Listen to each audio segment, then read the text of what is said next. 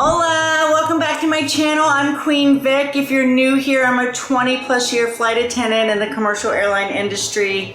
And today I have an interview with my BFF's husband, Ken, who has been traveling himself on the road for many, many years. He's a production manager and has worked for all the big bands and been on these shows and tours that we all love to go to. So I thought it'd be really cool to interview him and see what really goes on behind the scenes of these shows and how they put all this together. So let's grab this backstage pass and go see what happens behind the scenes. Let's go.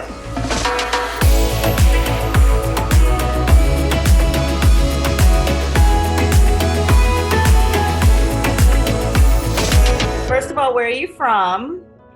Originally from Northeast Georgia.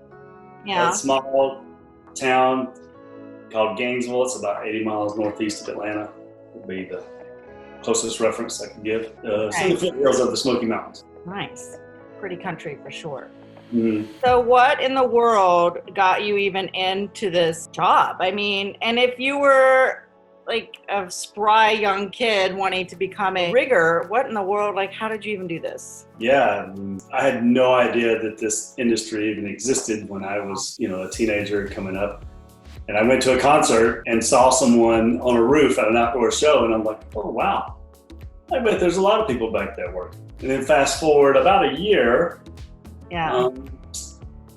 I was building houses and I hired a new electrician who was a local rigger at shows in Atlanta. From that, he had seen me climbing on some houses and stuff and said, hey, why don't you come try this rigging thing out? And I had absolutely no clue what it was. All I knew it was overhead suspension work, 100 feet in the air. And Obviously not afraid of heights. You see those people on the catwalk. So like how high is that in like relative terms? If you have floor seats and you're standing on the floor, like how high is that? Your average arena is 80 to 100 feet high to the roof, to the rigging grid. Okay, well that's pretty high. Yeah. So what was your very first show that you did? If I remember correctly, my very first show was Boston in 1987 at the Omni in Atlanta. Who gave you your direction? When you showed up? Even back then, very, very little has changed in the respect of how it gets started, but the touring riggers came in and laid out everything on the floor, where the stage goes, where all the hoists hang, stuff like that. And then let's say there was maybe 16 of us locals that, using the tour gear, we assembled all the rigging. Who was it, or like at what point, once you did some local rigging, did somebody say, hey, you know what, you should think about maybe going out on the road and applying Funny work? enough, yeah, in Atlanta back then, in the Omni Arena, little did we know, but it was one of the more difficult buildings to rig in the world. Oh, wow. Except for nobody told us. We didn't know any better. But that qualified us without even knowing to be able to hang shows all over the world. So, and once we left Atlanta, it really got easier. But so with that being said, there were a lot of touring riggers that were from the Atlanta area. And the whole industry, not just rigging, but the whole industry is really based on word of mouth, and it's kind of a network. So it's like you get, like they're almost scouting in like arenas like that are so difficult, and they're like, listen, these guys did a really good job. Mm-hmm. Yeah, I mean, we've definitely, on tour, we've definitely gone into arenas when we were looking for someone to fill a position and then left that night with a tech. Wow. That we picked up from the local. And now will they just jump on and they'll be like, come on, let's go, grab your bag. Do they really do that? I mean, are they kind of hoping that happens, or is it just random, like, yeah, I can do this, I can leave my dog behind, or whatever they... Yeah, some are, some aren't. Some people want to tour, other people can't think of anything worse.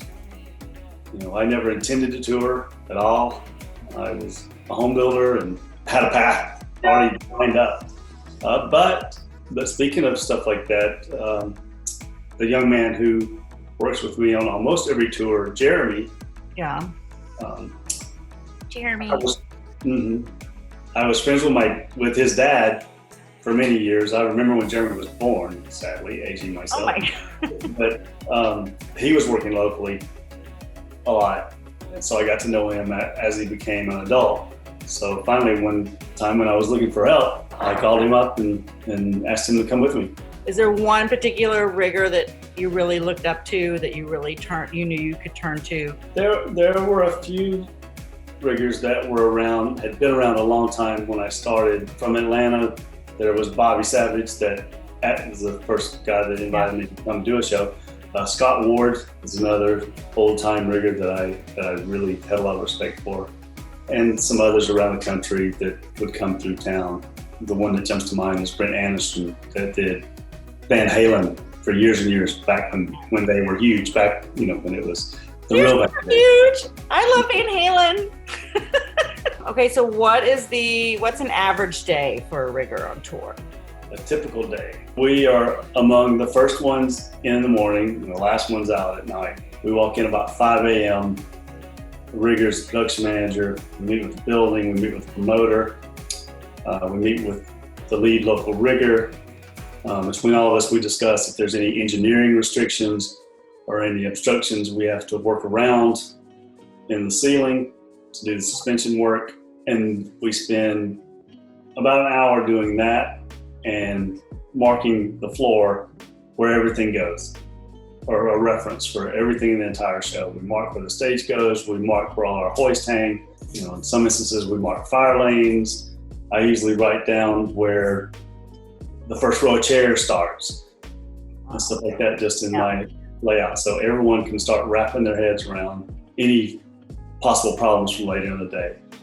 So that usually takes, we spend an hour doing that, then we spend 3 or 4 hours, possibly 5 on an average day, hanging all the hoists, doing all the suspension work. Which is also called load in, right? Mm-hmm. And load in, the official load in kind of follows behind us. Sometimes if we chalk at 5, and we start rigging at 6, sometimes load in also ensues at 6. And other times they'll drag their feet a little bit and start load in around 8 to give us a couple hours head start. But we spend 4 or 5 hours hanging the hoist, and the other departments start hanging their trusses and their speakers and their video screens and all that stuff. As we go, they follow behind us. It's all layers. The rigging goes up, the trusses and speakers and video and any set pieces that fly, they go up. On an average show, the stage is a rolling stage, and it's built out in front of a house where people will sit during the show. And then once all the flown elements go up, they roll the stage in underneath it. Amazing. And that usually happens by 1 in the afternoon, I would say. The stage is rolled into place and the flown elements are up. Once all the flown elements go to their trim height, we send the locals away, and and then the touring riggers just kind of keep an eye on everything from there. The other techs, the backline techs that do the instruments and stuff like that, they'll work for a few hours tuning guitars and setting up all the instruments. All the focusing is going on with lights, and there's an audio focus as well, because the audio changes. We bring the same speakers they were building, but the way the building reacts to it is different, so they have to focus the audio. A lot of times there'll be a sound check with the band and or the artist. That's usually around 3 or 4 in the afternoon. After that, it's just some touch-up work and so forth. Doors open 6 or 7 o'clock. Support acts start.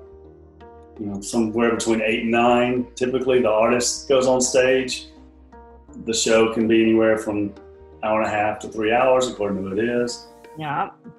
Usually around 11 p.m., the show's over, and immediately upon the show being over, maybe even sometimes a little before, it's load out.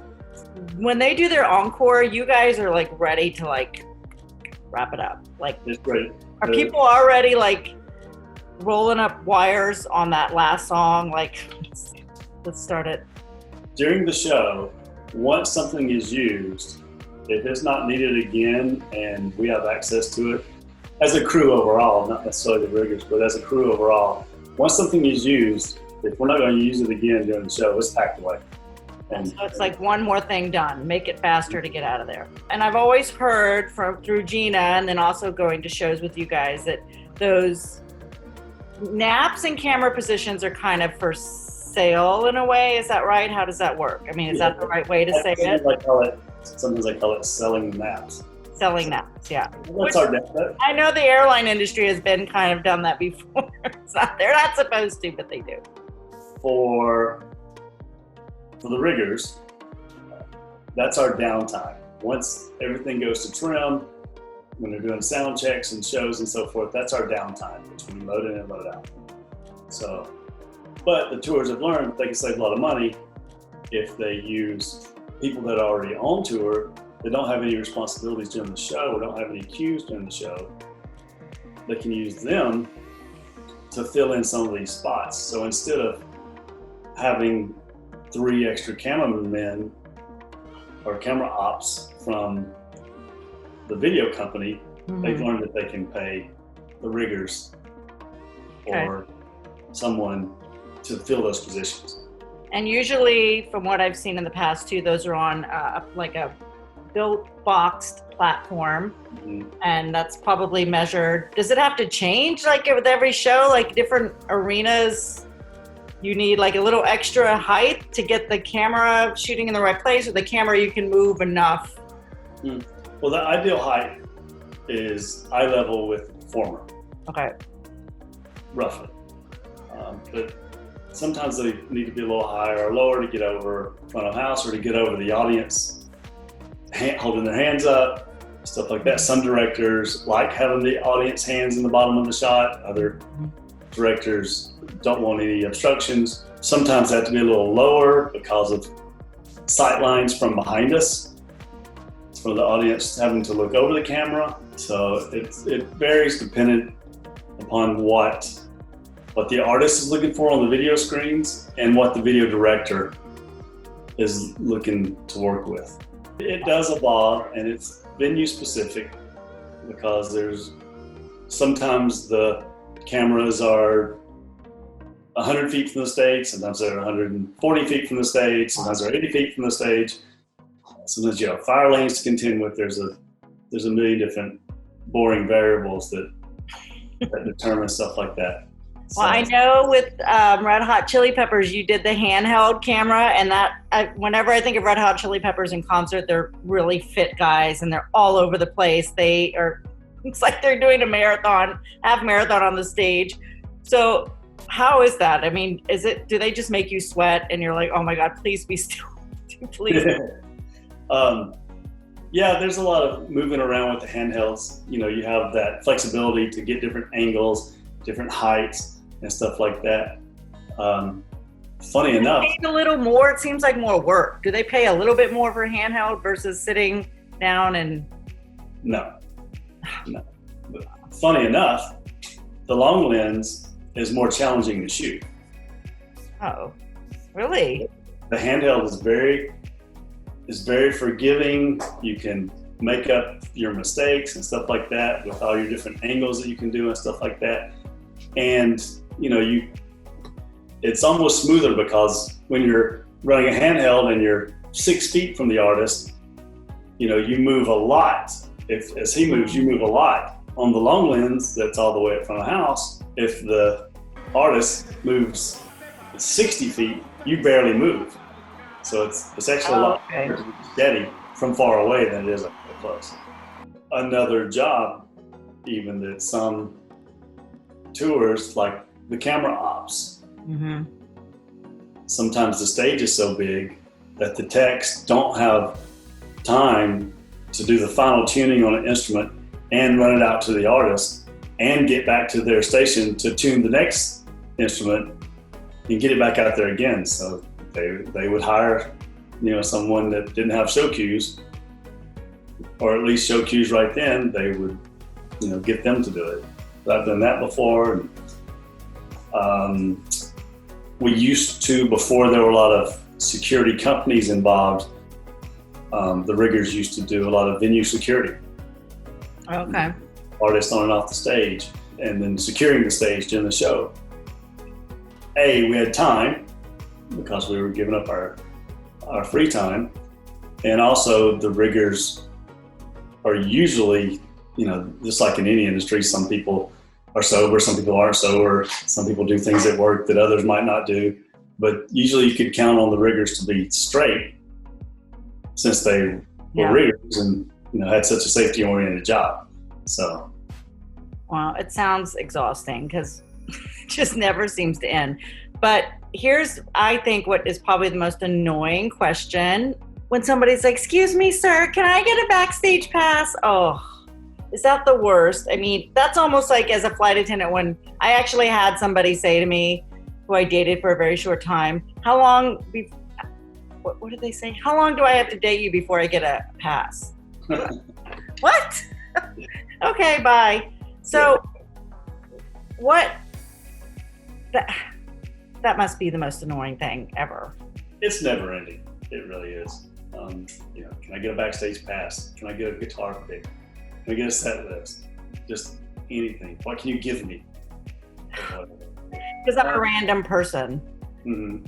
And just like in a little FYI, from what I have seen from attending shows with you and with Gina, is a lot of those times the pics and the set list and all of that, those are like put together in little packages for maybe like if there's backup dancers and their family is attending, their mom, their aunt, they'll give them that as a little gift. So yeah, it is sort of kind of have to be, I guess, connected, but it's like a party favor. It's like a thank you for coming to my show and thank you for watching me, finally be on a stage after being a dancer for 25 years and just doing little shows.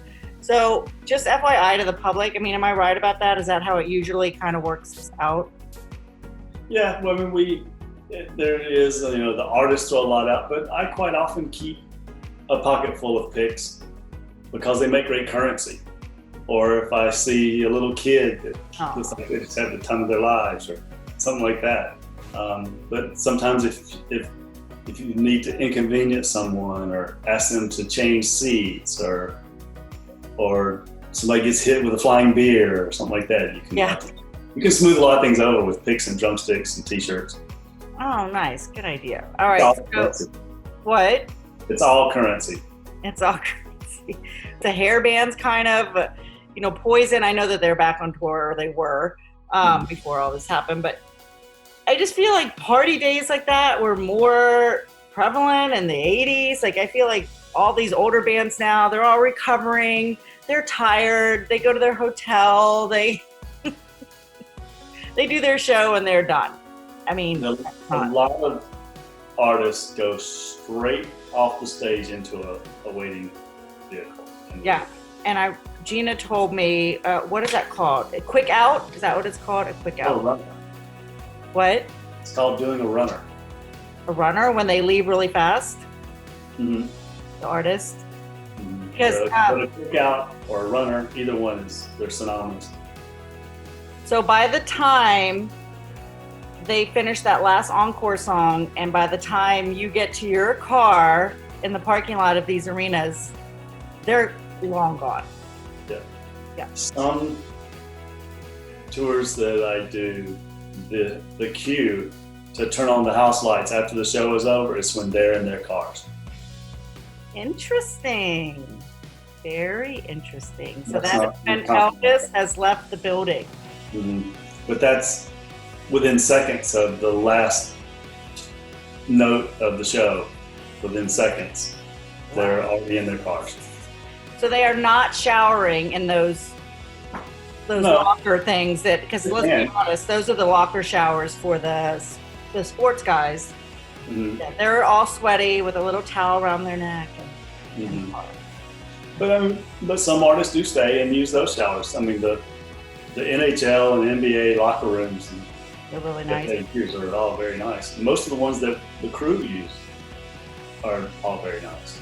You get, in some of your lesser markets, you get into some that's like your high school locker room was.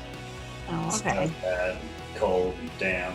A lot of people, when we talk about doing the overhead work, they're like, "Oh, I saw you guys up in the trusses during the show." No, you didn't. That was spotlight operators or text.